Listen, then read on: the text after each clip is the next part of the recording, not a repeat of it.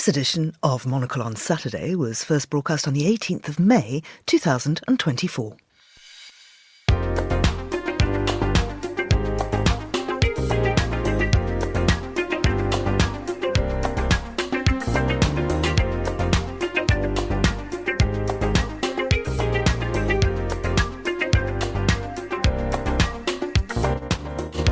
Hello, I'm Georgina Godwin, broadcasting to you live from Midori House in London. This is Monocle on Saturday. And coming up on today's programme, we'll have a look through the week's news and culture with the author and political journalist Terry Stiastny. Then we're joined by Peter Florence, director of The Conversation, a new series of Monday evening talks in the heart of London with an array of thinkers and writers.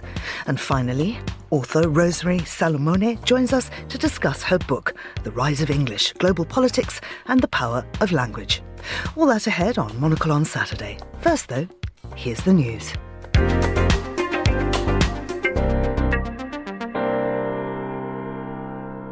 Aid deliveries began arriving at a US-built pier off the Gaza Strip on Friday as Israel comes under growing global pressure to allow more supplies into the besieged coastal enclave where famine looms. The Hamas-run government, the UN, humanitarian groups and Washington itself have said the US pier is not enough to meet the humanitarian needs. Ukraine's top commander warned on Friday of heavy battles looming on the war's new front in the northeastern Kharkiv region, as Russian President Vladimir Putin said Moscow was carving out a buffer zone in the area. Russian forces have the initiative on the battlefield and are slowly advancing in the east, exploiting Ukrainian shortages of manpower and months of delays in arms supplies from the west. And Munich's airport was briefly closed early today after climate activists breached the grounds and glued themselves to a runway, a spokesperson said. One of two runways is now open, but there will be delays. The breach occurred during one of the busiest travel periods for the airport in southern Germany. And that's your Monocle Radio News. Hello and welcome to Monocle on Saturday. I'm joined in the studio by author and political journalist Terry Stiastny. Good morning to you, Terry. Good morning. It feels a bit wrong to have a cheery chat at the beginning with so much that's going on in the world, and it really is affecting every area of life, isn't it? Yes, I think so. I mean, I think obviously, we've had so many conflicts going on for quite a while now. It's very difficult to sort of look back at the week's news and not be aware of that. It's quite not a cheery morning necessarily. Yeah. So in our headlines, we were reporting about this new aid pier that's been put in place by the United States. But of course, there are so many different stories coming out of Israel. It's hard to choose which one.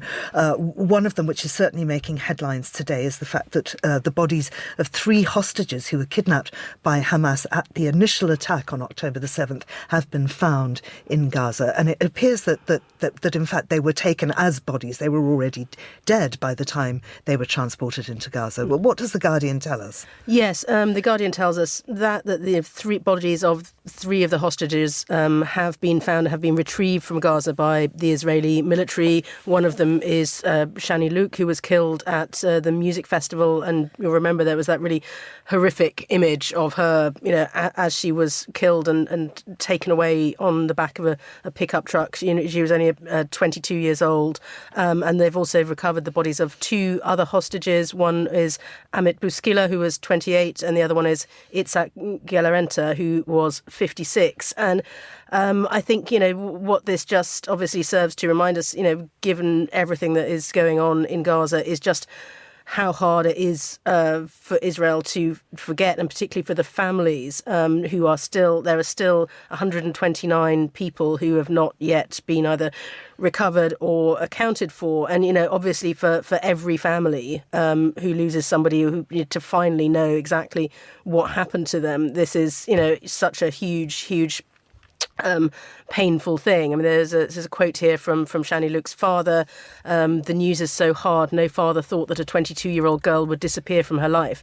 We knew she was murdered, and we waited for our dear soldiers who were looking for her to find her. And so, this is just a reminder, obviously questions about how Israel is behaving now, but, that this is still such a big issue, particularly when it comes to any attempts at trying to negotiate a ceasefire. Absolutely. We mustn't forget, of course, the thousands and thousands thousands killed in Gaza. Of course, yeah. There are a lot of stories swirling around about this. The New York Times this week were talking about how there is incomplete information, and actually they don't know, particularly in terms of women and children. And how could you know in the midst of such chaos, really?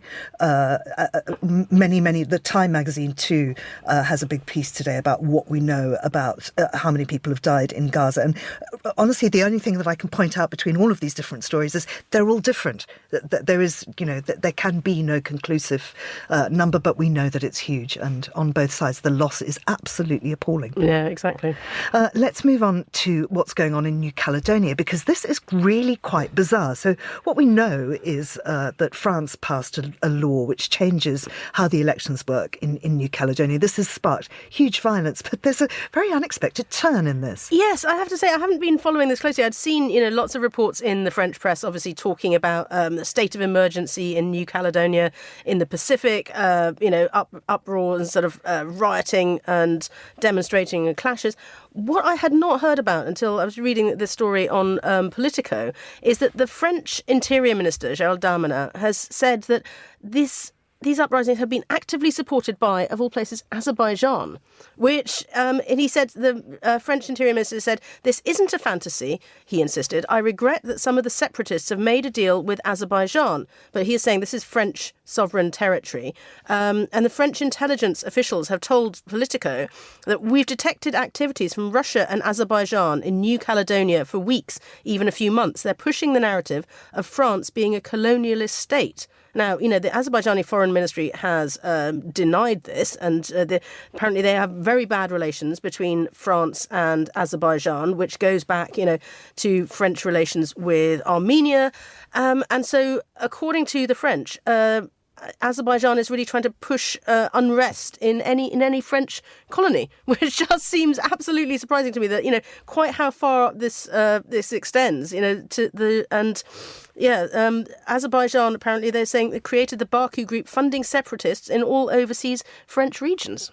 There is, of course, a state of emergency now in New Caledonia. Big riots in the capital, Nouméa. France has also banned TikTok. Who knew it was huge in New Caledonia, or that there was a big New Caledonian sort of strand on the social media app.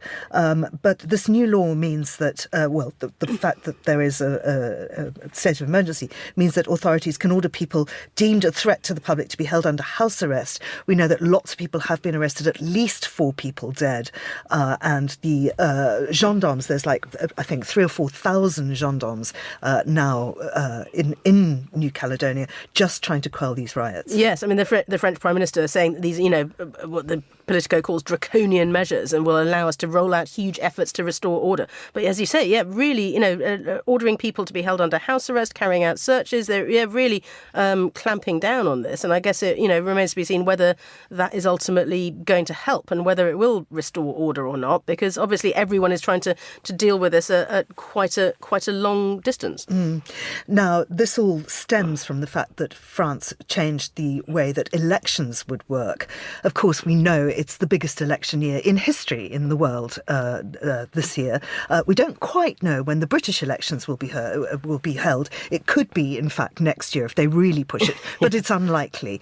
Now, the Times reports that actually it felt like election campaign week already in the UK this week. Yes, I think the Times is right here. I think it really did. It felt like the beginning of an election campaign. So we had Keir Starmer going to Essex to a big hall where he had his whole shadow cabinet there. He brought on chief executives of big companies. He brought on people who had been affected by government policies. This was sort of big razzmatazz of the kind you expect for an election. He was launching his, 6 promises for what he would do if he was in power. We also had speeches from Rishi Sunak. We had speeches from Jeremy Hunt, which were a bit sort of smaller scale, and everybody was kind of mocking the fact that Jeremy Hunt stood up in front of a banner saying Labour's tax rises, and everyone was like, well, is this another defection? Is he actually standing up and speaking for Labour this time? But please don't let this carry on till January, because it's just, it's already getting to that level of, what's being promised, who can pay for it, what's the tax burden going to be? Are we going to, are there black holes in these calculations? Which, you're used to getting that for about sort of 6 weeks of an election. election campaign. But having it run for this long, I think people are just going to switch off if it carries on at this level. And I mean, I think there's very little doubt here that Labour will win the election. I suppose my worry is that they have inherited such a mess. It's imperative that the British public is patient with them because there's an awful lot they've got to sort out. Yes, and I think particularly with the kinds of things that Keir Starmer was promising. It was really interesting. If you looked at his pledges, in about 3 of them, it's talking about stability, security. OK, it's talking about, economic stability and sort of border security and, security in terms of crime and things. But he's really trying not to frighten people, but he's also not promising things very soon. It's not like I'm going to come in and do this in the first year of a Labour government, because he can't promise that, because I think there is this sense of things not functioning properly. And if you're trying to sort out, the waiting lists in the health service or whatever, there were figures out this week suggesting that, the problems in the health service are because partly of a backup of people who can't get out of hospital into the beds that they need to be looked after in social care or have care at home and those kind of things. So there's so many kind of intractable problems that all stripes of government have not really managed to deal with over recent years. And through all of this, of course, Keir is at pains to point out that he is not Tony Blair.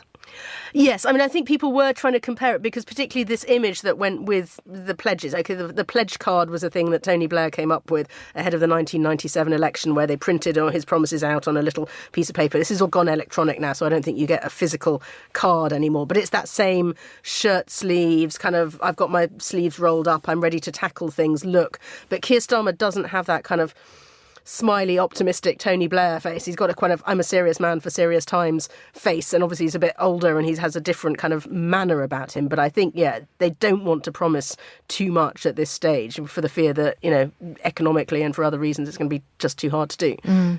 Now, we lost a very, very great writer on May the 13th. I'm talking about Alice Munro. Now, she is the Canadian short story writer.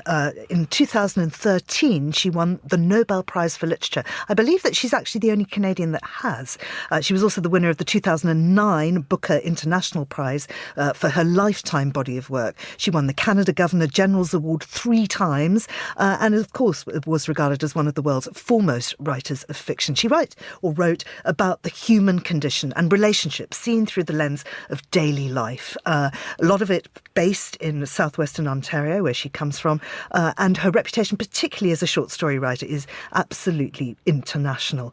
So many tributes poured out.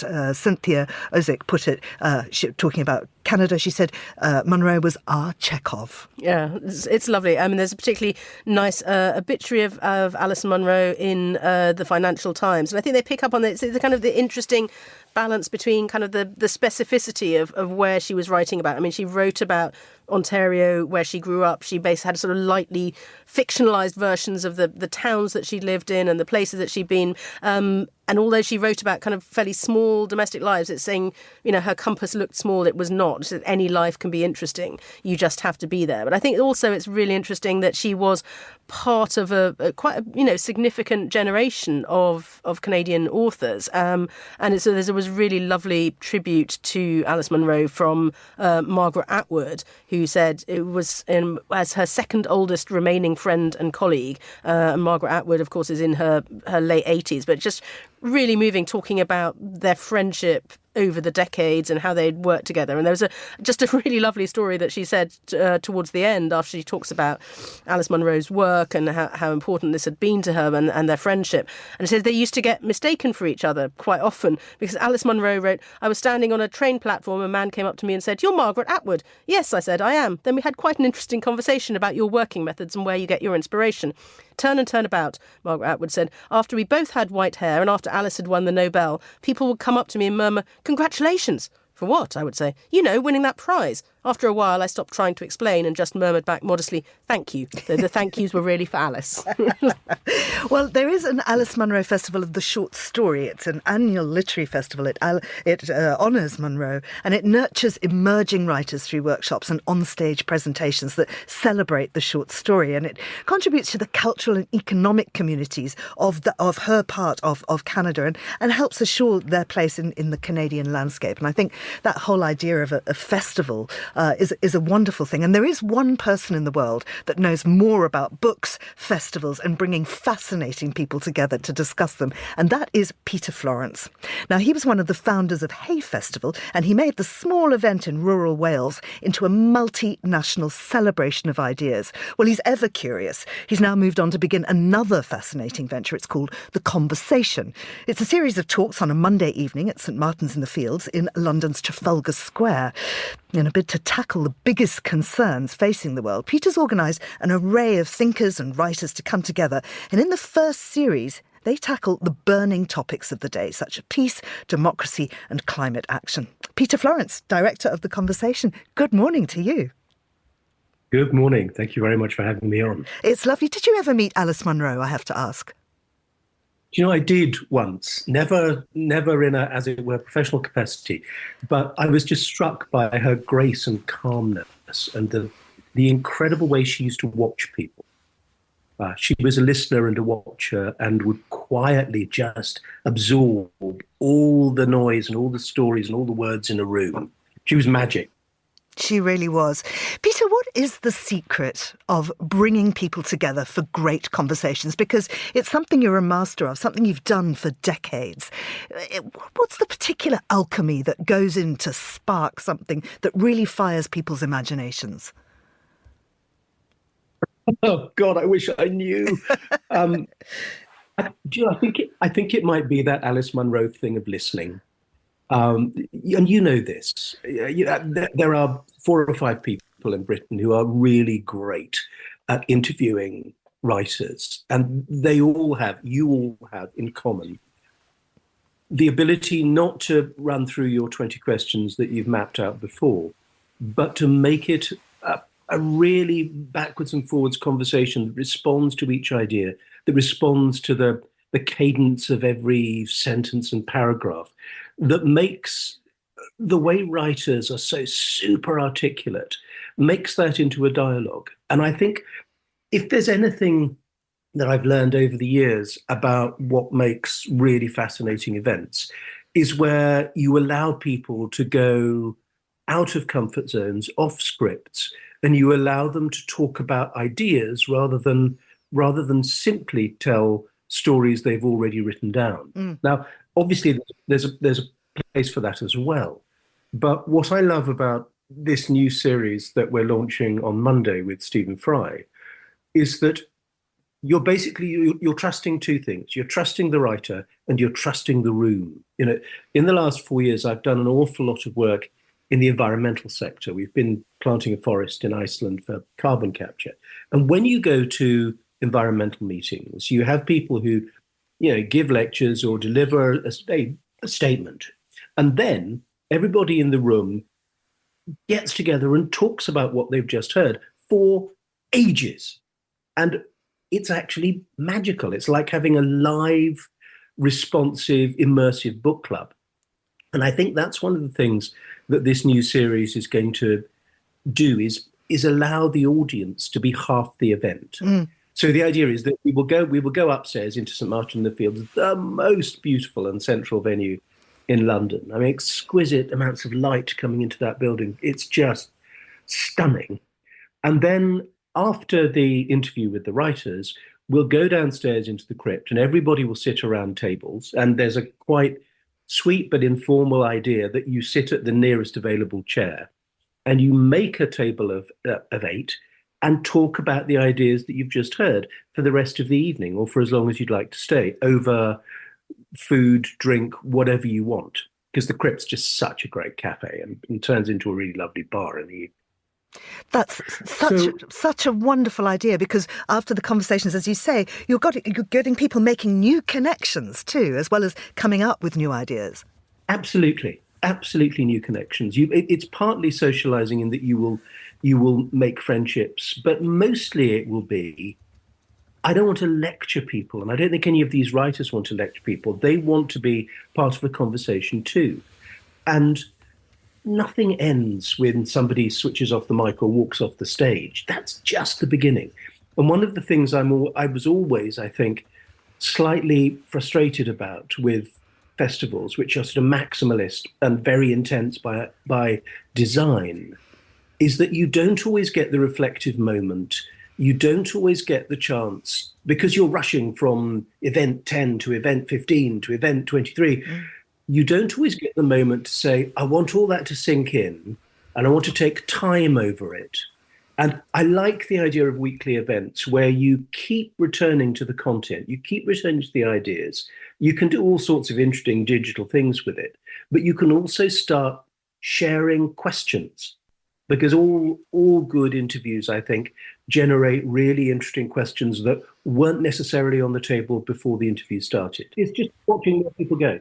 Peter, just tell us, you mentioned Stephen Fry, but I know you've got a whole heap of people lined up for the series. What can we expect? Oh, it's my dream team. I'm just absolutely bowled over by it, actually. Well, we're going to do climate change and social. One of the things about So Much in the Fields, people, I think, know it for the Handle by Candle music, and they know it for being the home of shelter, because their housing work is justifiably world famous, but it's also the birthplace of Amnesty International, of Liberty, of the Pride movement. So it's got this wonderful social justice agenda and heritage. And we want to tap into that and talk about democratic vulnerability. And then we have Anita Anand, who, not only is at the absolute, radio front line of that with her Any Question show, but also wrote this fantastic book about Sophia, the suffragette, who she discovered and brought to public attention with one of her first books. And she also hosts the Empire Pod. So we are going to be running, I think, with her the week after we get the full results of the Indian election. So there are ideas of that. We have Jeremy Bowen, who's coming to talk about what's happening in Gaza. We have Helena Kennedy, who's doing a wonderful interview with Caitlin McNamara about the way in which institutionalized law and politics does or does not disenfranchise women, both here and in other structures. We have Yung Chang, who's going to be coming to talk about China. And my great delight of ending the series with Natalie Haynes, and which comes full circle in a way, bringing back, because we're starting with Stephen Fry and what the classical world, how the classical world resonates down to us now. But Natalie's brilliant feminist reclaiming of the classics is really a strong part of how we want to end up. So it's talking about lots of big ideas and lots of concerns that are not just literary, but literary writers have something to speak to them. And people who want to go just need to look up St Martin's in the Fields, The Conversation. Peter, before you go, I just wanted to ask you about something else that you're involved in, and that's the Bollinger Everyman Woodhouse Prize for Comedy Writing. Tell us more. Oh, God, it's a delight. I mean, it's going to be 25 years old, which is extraordinary thought. It started off really as a very sweet way of wanting to celebrate the fact that my friend David Campbell was embarking on an extraordinary publishing project of the entire complete Woodhouse canon. And we were riffing and saying, okay, so who over the subsequent 75 years has ever got close? And actually, the more we talked about it, the more we found we really loved great comic writing. It's incredibly hard to do. And there's no test for it, but you know it when you read it. And over the years, we've had some extraordinary winners and some extraordinary shortlisted books. And many of them have gone on to win other prizes. They've gone on to win the Booker. They've gone on to achieve great success. But there's something about humour and wit that speak to the idea of real mastery of language, quite often tends towards humour. And that's partly to a compassionate and wry and ironic understanding of the world, but also it's just a mastery of the hard stuff of words and how you put them together. And the response you can elicit as a comic writer is quite different from that of a comedian. And it can be, we know from Shakespeare, it can be just as politically heavyweight to write in comedy, if not more so than in tragedy. But we love the idea that, it's something Britain is really good at, producing comedians, satirists, and there's a full gamut from wry amusement and good-natured humour to knockabout black farce. And I love it that Britain does this so well. And we've had a couple of American winners, but mostly it's been a British and Irish thing. Well, it's a fantastic prize. And of course, the winner gets a pig, which is just brilliant. Peter, Well, thank you so much for coming on to speak to us. And just to reiterate, that's the conversation at St Martin's in the Field. It begins on Monday with Stephen Fry. It sounds absolutely stellar. Peter, Florence, thank you very much indeed. Talking about that prize, Terry, of course, there's another one coming up, and that's the Women's Prizes for Fiction and Non-Fiction. And there's a huge treat for book lovers because in advance of those prizes, there's a brand new shortlist book club that also begins on Monday evening. And if you're going to the conversation and can't be part of the book club, you can always get it later because it's hosted by the founder director of the prizes, that's Kate Moss. And it's a unique opportunity to hear from all 12 of the shortlisted authors for the 2024 prizes. So from Monday through to Thursday next week, each evening will feature 3 of the shortlisted writers from across the 2 prizes. They'll introduce their books with readings, there'll be lively discussion, candid author chat, and you can ask your questions if you're there, or you can submit them ahead of time, and then you can watch the event on catch up because obviously you'll be at the conversation. But it is the ultimate international book club celebrating women writers, and people can just sign up at the Women's Prize website. And I know that they've got a big day of events coming up, I think on the 12th of June, a kind of one-day festival of that. But Terry, I just wonder what you think about the need to have a specific prize for women. I think it is useful to have different prizes that focus on different authors. I mean, there's such a huge array of prizes. And I mean, I suppose there is an argument where you could say, particularly in fiction, there are so many great women writers. Do you really need a special prize that favours women? But I think sometimes it's just important to find new voices and to give people credit. And I think it's such a competitive marketplace out there, and it's so hit and miss in terms of whether a book really finds its audience or not. And I think anything that helps sort of propel people, perhaps unexpected people, and gets them more attention and gets more people reading their books is really to be welcomed. What about splitting prizes up sort of through genre? Because I know, of course, that you write political fiction, but you're about to publish a book of political non-fiction. Yes, so I think I did win a prize for my first novel, which won a political fiction book of the year back quite a few years ago. And sadly, I don't think that particular prize exists anymore. But it really did help. It really did make a difference. And I remember walking into the room and, before the prize and people saying, so why are you here? What are you doing here? And then walking out of it and people going, oh, hi, lovely to see you.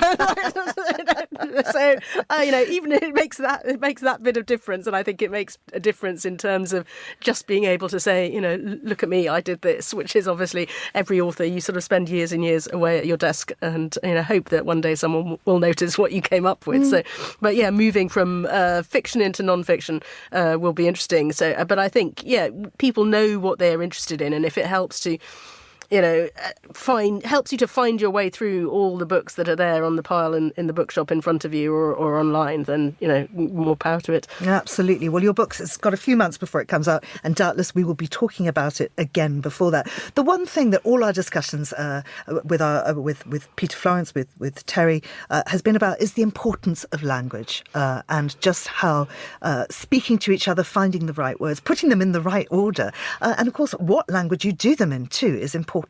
Well, that's what my next guest is going to talk about. Terry, thanks very much. You're listening to Monocle on Saturday.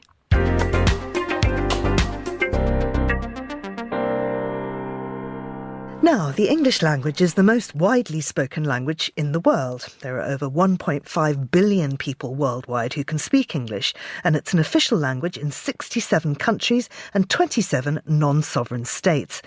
But while English has become the lingua franca of finance, diplomacy, science and the arts, its dominance has complex implications and comes at the cost of other languages.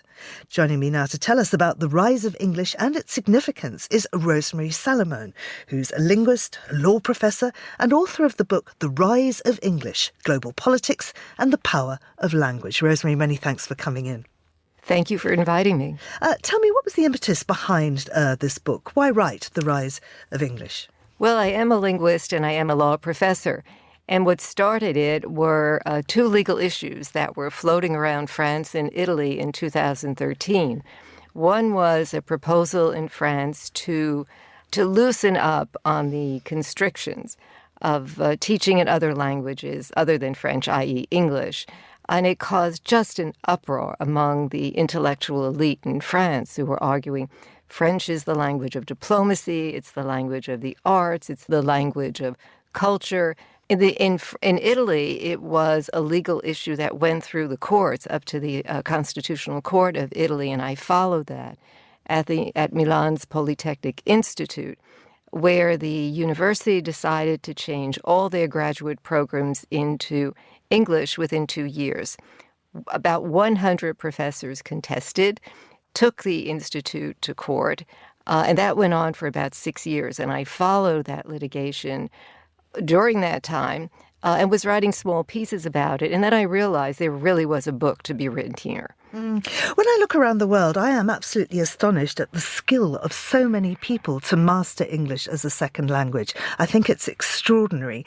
And I also think that we as native English speakers are perhaps a little lazy. However, you argue that everybody should speak English. And in fact, we're not being lazy. We should just get everybody on the same program. Well, not quite. What I'm arguing is essentially that English cannot do it all. And that English, there really is an incredible value in having a common language. There's a value in trade. Certainly English is driving the global economy and riding off it. But there really is a value in individuals speaking other languages. So I see English is really part of a multilingual world. And the distinction between the haves and the have-nots, that's what got me thinking about this book, that in Anglophone countries, young children are not given world languages, unless they come from more privileged families or attend more well-resourced schools. And on the other hand, in other countries, young children, unless they're more privileged, are not given English. And yet languages in general, both English and multilingual skills, do have incredible value in the global economy, just in terms of career opportunities. I'd like to look at Africa and the decolonization of African countries and perhaps moving away from English there. What can you tell us on that? That's the topic of my current book that I'm working on. The use of language as soft power by both China and Russia in Africa, in African countries, trying to reach the hearts and minds of young people and convincing them, giving them a more positive attitude toward China and Russia. And yet there is this call in Africa for decolonizing education and just decolonizing the country, railing against or kind of a pushback against colonial powers. So we see China and Russia moving into that void. But there is a very large push within Africa and a call for decolonization. Now, of course, India is going to the polls, or indeed is voting as we speak. And what we're seeing there is really a move from the current government it's much more nationalist. Is that affecting the use of English there? I think it is to some extent. India is an incredibly multilingual country. And it's divided into states that are largely separated by language and by culture. And so there's a very strong push within the current government toward nationalizing through Hindi, through the language itself, and Hinduizing the country. And yet you have some states, particularly in the South, who are very much opposed to this. They've seen English as kind of a barricade against Hindi for many years. And so, on the one hand, there is a push by the nationalistic government to Hinduize the country, but that is not being accepted by all Indians. It's not a national acceptance. So, finally, do you think English will become the lingua franca? English already is the dominant lingua franca. And there is some value to having a common language. When we think of how the COVID-19 vaccine, the Pfizer vaccine, was developed, it was developed between an American company and a German company. And you really have to wonder, if they could not communicate in a common language, would we have had that vaccine developed in record time? But we've got AI. We do have AI, but there are limitations to AI. I've used translation software. The book itself covered 7 languages, 7 countries. And so I did have to use translation software for languages like Afrikaans and Hindi and Arabic and Dutch. And I found clearly there were limitations. It improved over the years I was writing the book. I could see very clearly translation software was improving, but it really lacks, even AI, as good as it is now, really lacks the nuance of the human element. It lacks the give and take of human conversation. I really don't think AI is ever going to replace humans and human communication. Rosemary, thank you very much indeed. That was linguist and law professor Rosemary Salomone, and her book, The Rise of English, Global Politics and the Power of Language, is out now. And that's all for this edition of Monocle on Saturday. Thanks to our producer and studio engineer, Mariella Bevan. And of course, thanks to my guests, Terry Stiastny, Peter Florence and Rosemary Salomone. Monocle on Saturday returns next weekend. I'm Georgina Godwin. Thank you for listening.